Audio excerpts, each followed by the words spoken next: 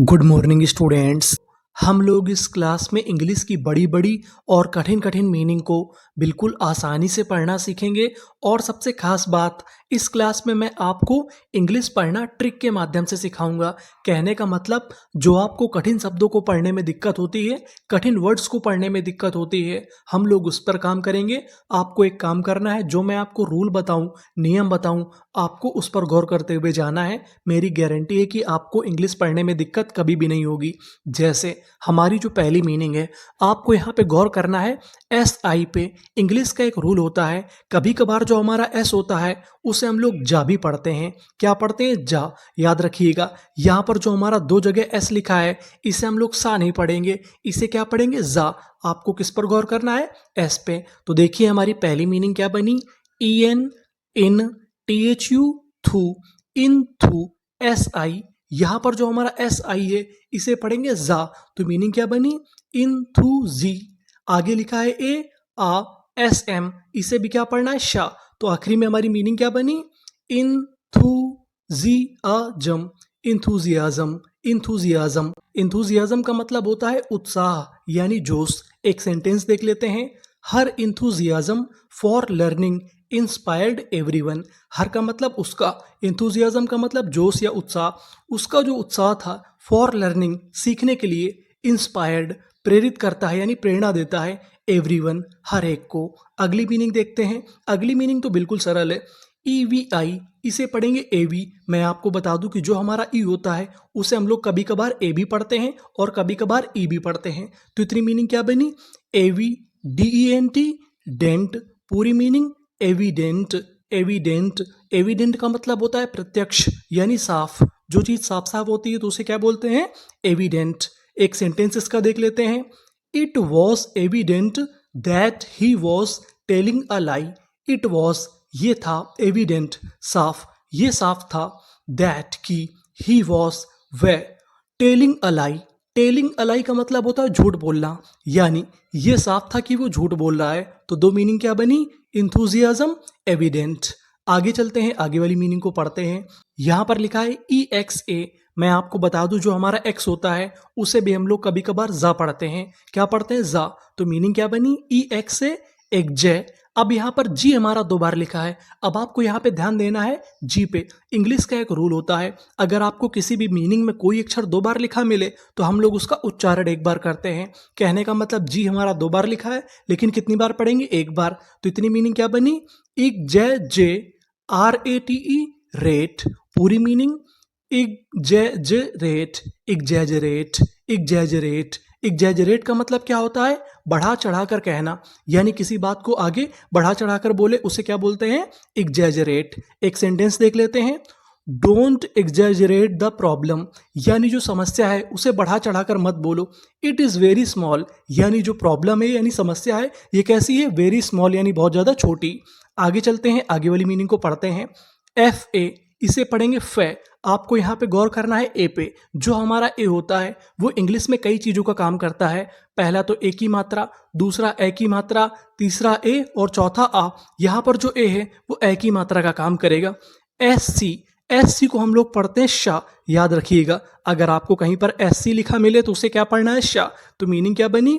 F A S C I, fasci, N A na, T I N G, टिंग, fascinating. Fascinating, fascinating का मतलब होता है आकर्षक या दिलचस्प। पूरी मीनिंग फैसिनेटिंग। एक सेंटेंस देख लेते हैं हम लोग। The history museum was absolutely, absolutely का मतलब होता है पूरी तरह से, फैसिनेटिंग। फैसिनेटिंग का मतलब आकर्षक। द हिस्ट्री म्यूजियम, जो इतिहास का म्यूजियम था वो कैसा था? एब्सोल्यूटली फैसिनेटिंग, यानी पूरी तरीके से आकर्षक था, बड़ा अच्छा था। आगे चलते हैं, अगली मीनिंग को पढ़ते हैं। एफ ए फे, टी ए एल, टल, फैटल। फैटल, फैटल का मतलब होता है जानलेवा, घातक। ये काफी इंपॉर्टेंट मीनिंग है, आप इसे याद रखिएगा। सेंटेंस देखते हैं। Driving without a seat belt. Driving का मतलब कार चलाना, विदाउट का मतलब के बिना, अ सीट बेल्ट यानी बिना सीट बेल्ट के, कैन प्रूव फैटल, यानी ये क्या हो सकता है? घातक हो सकता है, जानलेवा हो सकता है। आगे चलते हैं, आगे वाली मीनिंग को पढ़ते हैं। अब आपको यहाँ पे गौर करना है एफ यू पे। यहाँ पर जो हमारा एफ यू है इसे पढ़ेंगे फ्यू। क्या पढ़ेंगे फ्यू। और आखिरी में लिखा है ओ यू एस। अगर आपको इंग्लिश में कहीं पर ओ यू एस लिखा मिले तो हम लोग ओ यू एस को पढ़ते हैं अस। क्या पढ़ते हैं अस। तो हमारी मीनिंग क्या बनी, F U few, R I re, O U S us, furious, furious. Furious का मतलब होता है बहुत गुस्सा।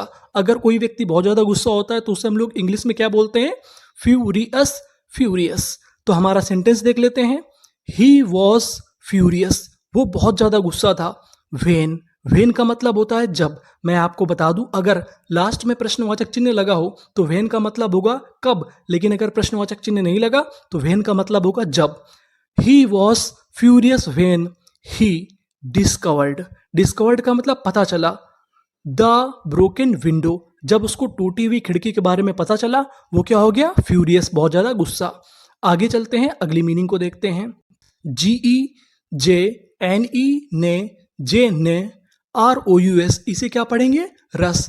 पूरी मीनिंग जेनरस, जेनरस। जेनरस का मतलब होता है उदार यानी दानी, यानी जो व्यक्ति दान करता है उसे हम लोग क्या बोलते हैं, जेनरस। अब हम लोग सेंटेंस देख लेते हैं। ही इज जेनरस, वो उदार है। ENOUGH, इसे पढ़ेंगे इनफ। इनफ का मतलब होता है पर्याप्त। ही इज जेनरस इनफ, वो पर्याप्त दानी है।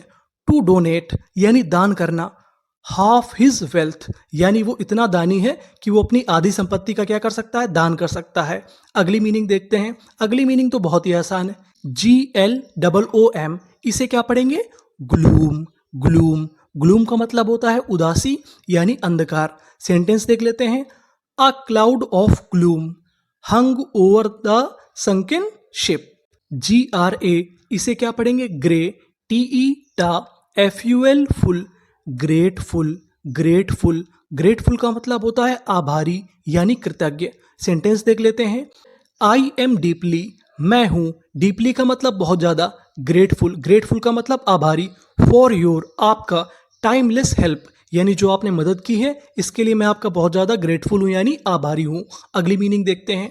अब यहाँ पर लिखा है एस, यहाँ पर जो एस लिखा है वो जा का काम करेगा, वो सा का काम नहीं करेगा। मैंने जो आपको पहले बताया था, आपको किस पर ध्यान देना है, एस पे। तो मीनिंग क्या बनी, HE है, SIZ hesi, TATE tate, hesitate, hesitate. Hesitate का मतलब होता है हिचकिचाना या संकोच करना। सेंटेंस देख लेते हैं। Do not hesitate, do not hesitate, संकोच मत करो। टू आस्क, पूछने में। इफ, यदि।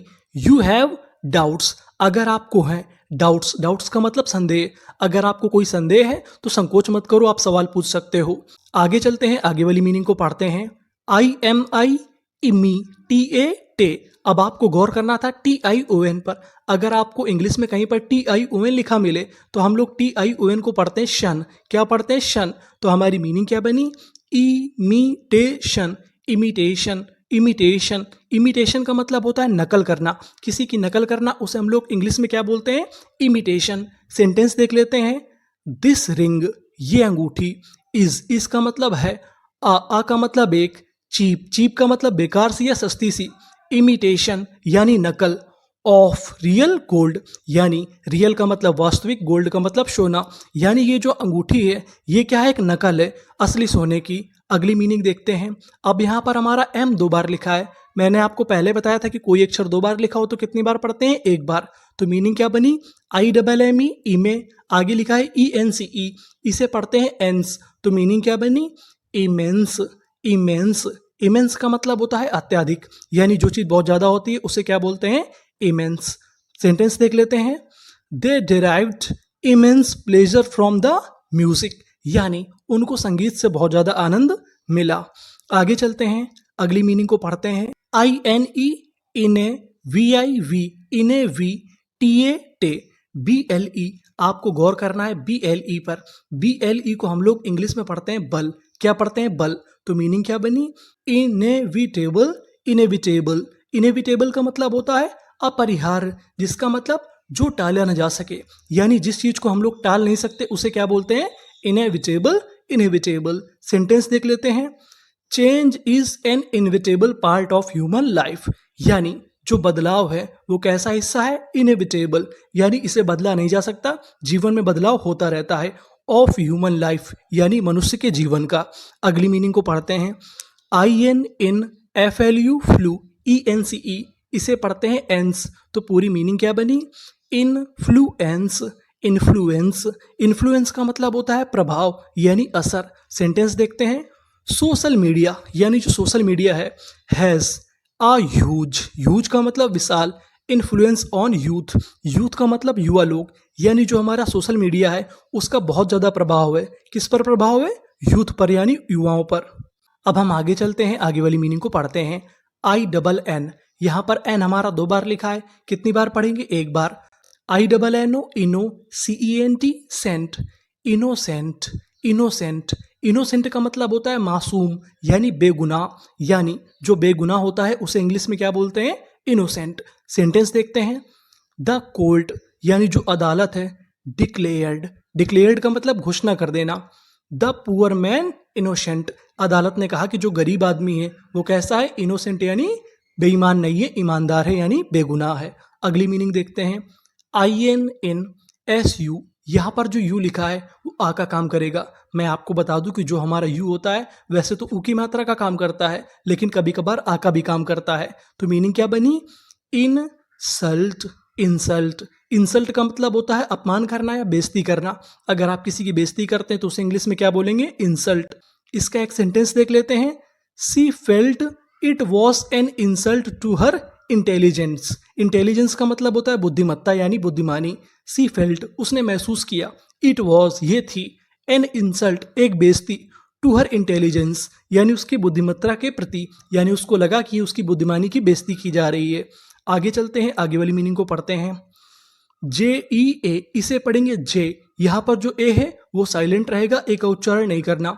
LOUS लस, जेलस, जेलस। जेलस का मतलब होता है ईर्ष्यालु यानी जलन रखने वाला। सेंटेंस देख लेते हैं। Why are you jealous of your friend's success, success का मतलब सफलता। तुम अपने दोस्त की सफलता से जेलस क्यों हो यानी ईर्ष्या क्यों रखते हो, जलन क्यों रखते हो। अगली मीनिंग देखते हैं। LIN लिंग, GER गर, लिंगर, लिंगर। लिंगर का मतलब होता है देर तक ठहरना। अगर आप काफी देर तक रुके रहते हो तो उसे क्या बोलते हैं? लिंगर। सेंटेंस देख लेते हैं।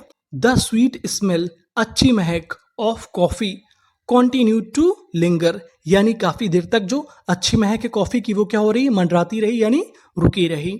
तो ये थी हमारी important meaning. Thank you for